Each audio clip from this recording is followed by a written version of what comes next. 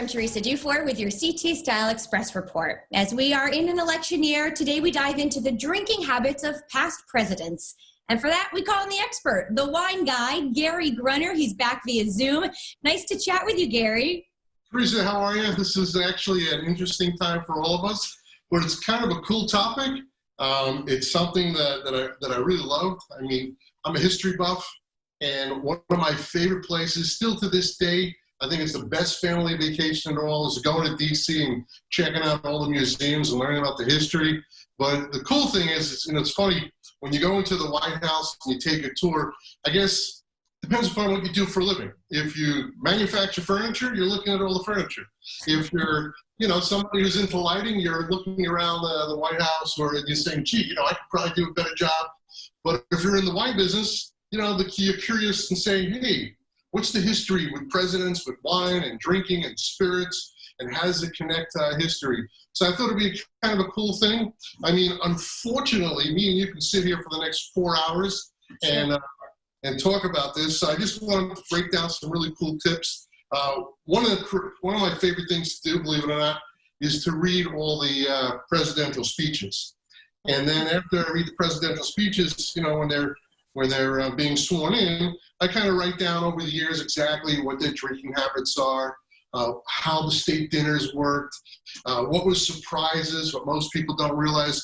Because I think the fun thing is most people don't ask questions. So when you learn these things, you kind of laugh, kind of like, so it's kind of interesting. Most people don't know that the White House doesn't have a really big wine cellar. They have a small wine cellar, but they have access to some amazing wine shops in the area in DC. So when they're doing the state dinner, they have a sommelier who pairs the wines and they order things in, so it's kind of cool.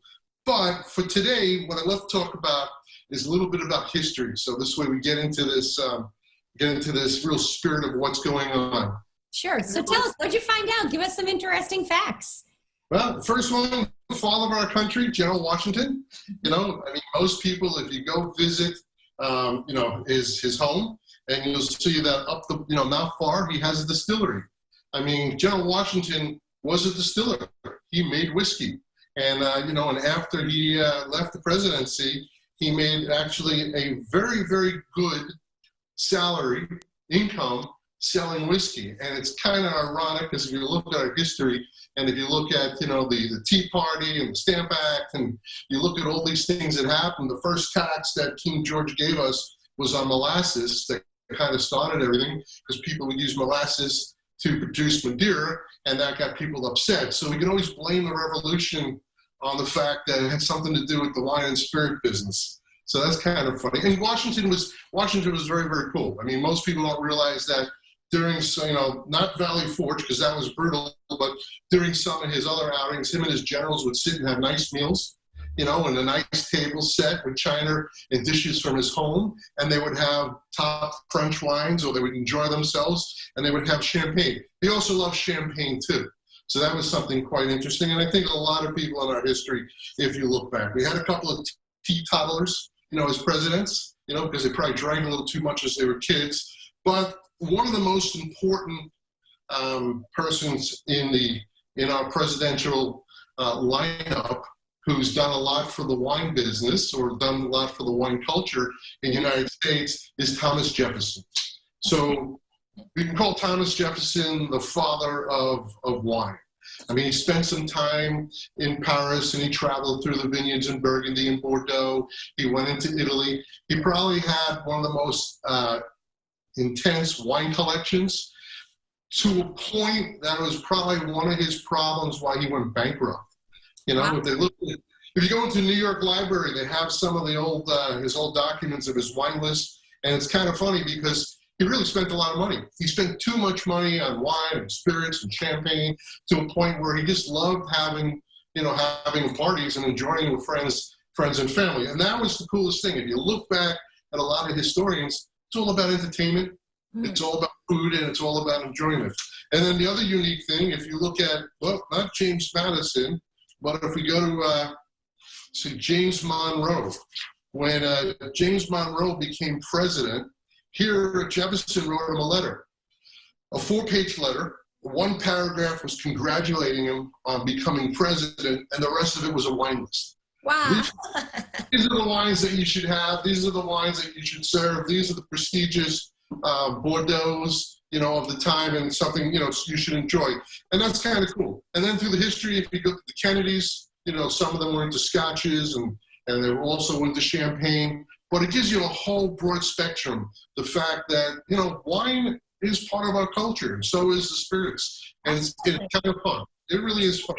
History buff and wine guy. And Gary, I know you're kind of conducting your own survey on Instagram, right? At Gary Grunner?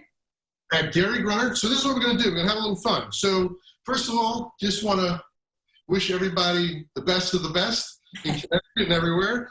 Here's two really fun things. I think, you know what? Pommery makes a really, really nice sparkling wine from California, and they do a brut. So you have a rosé and then you have a brut. Both delicious, and I think right now with all that's going on, I think we all need to celebrate all the time. We have to have a really good time. And then one of the oldest wineries in California, continuous Italian winemaking families, is Petrocelli. And they do a Zinfandel Rosé and a Zinfandel Cabernet. And that's something where the Zinfandel grape is considered to be the American grape. We celebrate and use it for Thanksgiving. And then here's something really cool. This is the first time anyone's seeing this. This is Louis Pomeray. This is a Canaro Chardonnay, something really, really delicious. So, America, Connecticut, what I want you to do is I'm going to post on my Instagram at Gary Grunner, whether it's champagne, white wine, rosé, or Chardonnay, red wine. Which one do you like the best? And we'll see exactly who's going to win the favorite wine of Connecticut. Very good. Sounds like a plan, Gary. Thank you so much for chatting with us, and we'll check in with you next time. Hey, love seeing everybody. Listen, have a great time. Enjoy some sparklers. And you know what? It's really cool history we have. And the more you learn, the more it's fun. It's all about food and wine with friends. There you go. Absolutely. Thank you.